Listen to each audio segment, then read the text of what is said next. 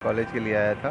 उसमें सर ये पोस्ट 2017 में जो पब्लिश हुआ था, तो वो उसमें एक जनरल कैटेगरी दो सब्जेक्ट था, एनिमल हस्बेंड्री और वेटनरी साइंसेस। उसमें इसमें एक एक सीट था, एक जनरल कैटेगरी में और एक एसटी कैटेगरी में। और उसमें जब इंटरव्यू के लिए आज बुलाया गया है, और ये नोटिफिकेशन हमें बस 4-5 दिन पहले अचानक से वेबसाइट पर अपडेट किया गया कि आपको इंटरव्यू के लिए कॉल किया जा रहा है।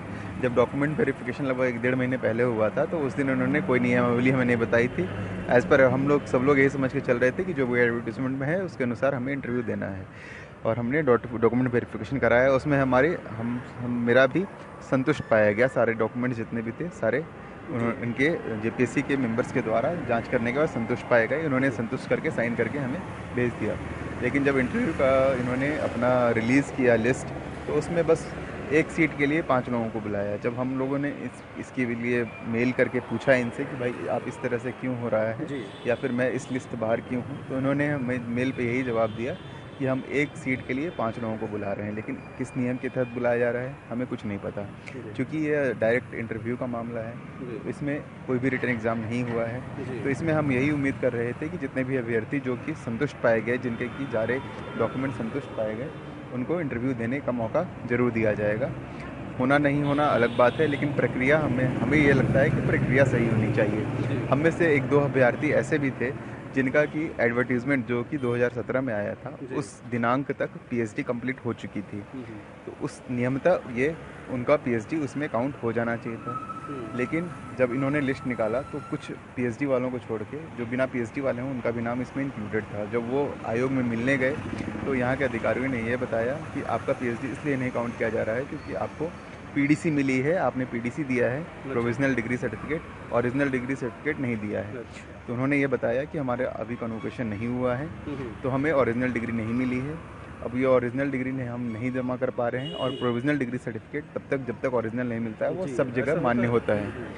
तो ये मानने से इनकार कर दे रहे हैं। इनका ये कहना है कि नहीं, हम पीडीसी नहीं मानेंगे, आप डिग्री सर्टिफिकेट लेके आइए तभी आपका पीएचडी काउंट होगा। और पीएचडी का यहाँ लगभग 15 मार्क्स है। तो अगर कोई भी अभ्यर्थी अगर इस तरीके से छाड़ दिया जाता है, तो वो ऐसे ही लिस्ट बाहर है, हो सकता है कि उसका चयन भी यहाँ हो जाए।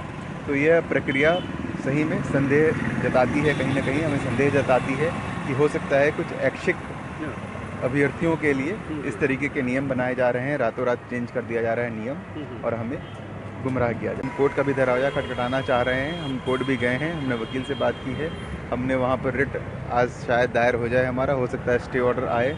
उसी उम्मीद में मैं यहाँ बैठा हुआ हूँ। हमारे कुछ साथीगण कोर्ट भी गए हुए हैं, वकीलों के साथ लगे हुए हैं। वो इस गर्मी में, धूप में हम लोग 2-3 दिनों से परेशान हो रहे हैं। हम लोग लगे हुए हैं कि किसी तरह स्टे ऑर्डर आ जाए, लेकिन अब उम्मीद तो कम लग रही है। हो सकता है हम रिज़ल्ट को रोक पाएँ, लेकिन हमें कुछ नहीं पता हमारा आगे क्या होना है, हम कुछ समझ में नहीं आ रहा है। हम इसी उम्मीद में हैं कि शायद कुछ अभी भी हो जाए। आज हमारे पास है। अभी क्या झारखंड में क्या लग रहा है कि बेरोजगार छात्रों के लिए कोई विकल्प है?